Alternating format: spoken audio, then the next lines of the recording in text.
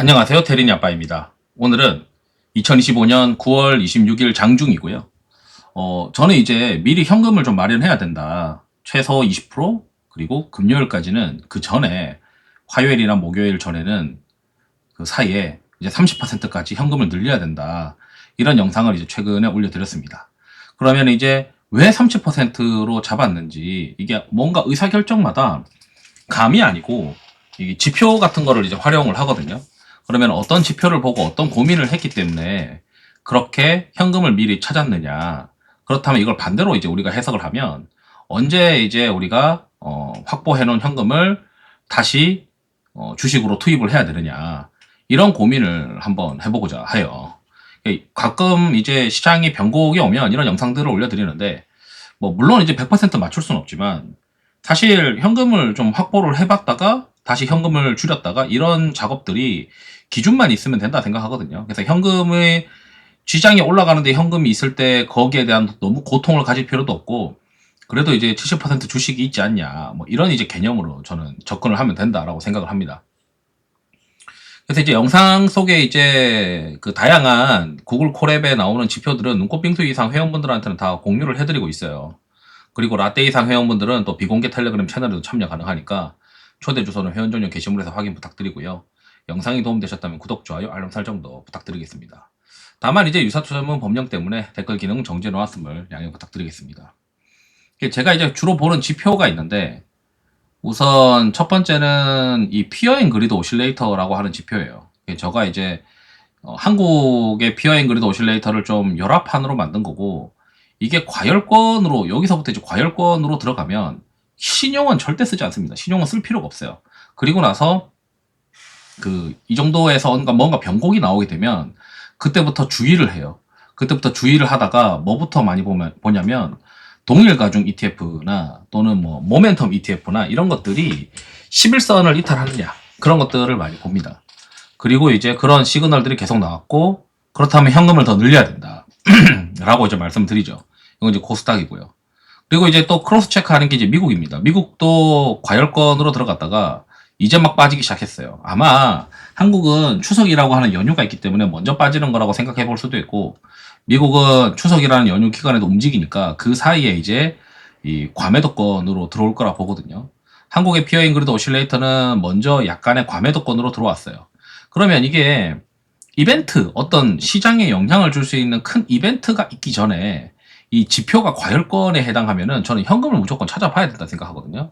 그럼 지금 우리가 생각했을 때 피어 잉그리드 오실레이터가 과열권으로 들어갔을 때 그 다음에 이제 가장 먼저 맞닥뜨릴 수 있는 다양한 이벤트들이 있었고, 그 이벤트 중에서 이번에 다가오는 이벤트가 이번 주에 이제 물가 발표죠. 물가 발표가 있으니까 물가 발표에 의거해서 금리가 더 떨어질 수 있느냐 없느냐 이런 것들을 고민할 텐데, 26일 날 이제 오늘 저녁 9시 반에 이제 물가 발표가 있습니다. 그래서 물가 발표에 대한 리스크가 어느 정도 시장에 작동할 수가 있으니까 그 전에 이제 현금을 확보해야 되는 거고, 어제 저녁에도 생각 외로 지표가 잘 나오니까 야, 이래 가지고는 금리나 우리가 기대한 만큼 될 수 있겠어, 뭐 이런 이제 시장의 우려가 좀 생긴 것 같고요.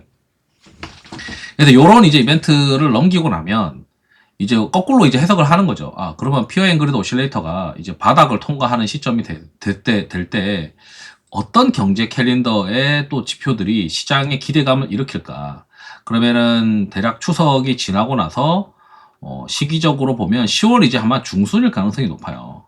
그래서 10월 중순쯤에 뭔가 우리가 변곡이 있을까라고 보게 되면, 좀 빠르면은 이제 10월 3일에 고용지표 발표가 있을 것이고, 미국의 경우에는 그때는 우리는 뭐 휴일이니까, 휴일 끝나고 나면 이제 또 나오는 게 물가, 15일에 이제 물가 발표가 있어요. 그래서 이 물가 발표가 끝나고 나면 10월 말에 연준의 금리 결정이 있습니다. 그러다 보니까 물가 발표 끝나고 나면 금리 결정에 대한 기대감이 또 다시 한번 생기면서 10월 중순 이후에 시장이 반등하지 않겠냐, 이런 생각을 계속 가지고 있어요. 물론 그 전에 이제 반등할 수 있는 조건도 있겠죠.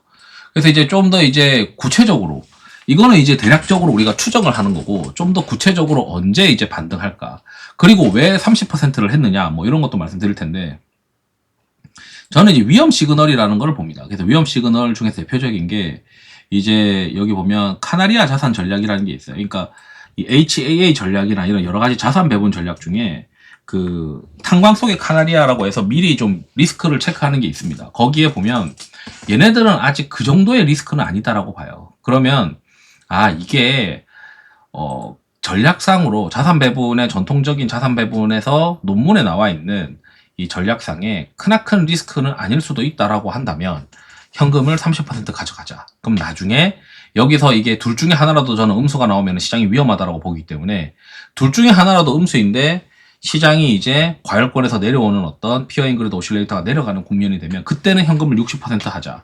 저는 이렇게 시나리오를 항상 세워놓고 시장을 대응하고 있습니다. 그래서 이제 또 다른 게 있는데 시장이 셀 때 QQQ나 QLD나 삭스를 투자하고 그 다음에 시장이 약할 때는 SPMO 모멘텀이 가장 센 섹터와 PSQ를 섞어서 플레이하는 거를 이제 테스트를 해보면 이렇게 곡선이 나와요. 그냥 QQQ 바이 앤 홀드보다 낫다는 거죠. 이것도 지금 보면 아직은 공격하라는 식으로 시그널이 떠 있어요. 그러다 보니까 이게 조정이 나오더라도 그러면 30% 정도의 현금이 낫겠다. 이렇게 지금 생각을 하고 있는 거죠. 그러면 지금 시장은 뭘 주도주로 보냐. 여기 보면 이게 11선의 이상에 해당하는 변동성 모멘텀 상위 종목들이 여기 논이라고 켜져 있는 게 점점 많아집니다. 시장이 하락하는 국면이거든요. 그럼 지금 남아있는 게 뭐냐면 26일 오전장으로 지금 보니까 방산이랑 반도체 정도만 견디고 있는 거예요. 이거 웹툰 드라마나 아마 네이버 때문일 거고.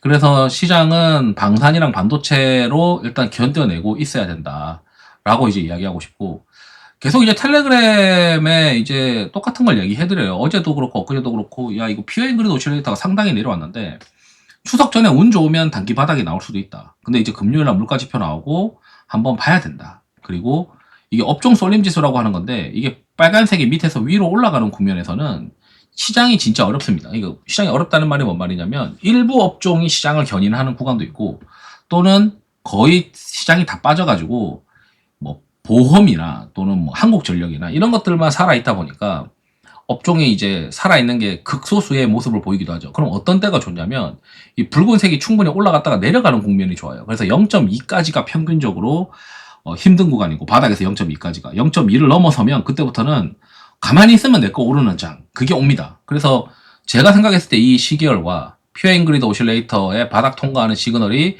겹칠 가능성이 있고, 게다가 추석 지나고 나면은 아마 그 물가 지표 나오면서 마지막으로 클라이막스가 나오면서 시장에서는 뭔가 좀 본격적인 어떤 다시 한번 연말까지 볼 수 있는 그런 가능성이 있지 않을까 이런 생각이 들거든요.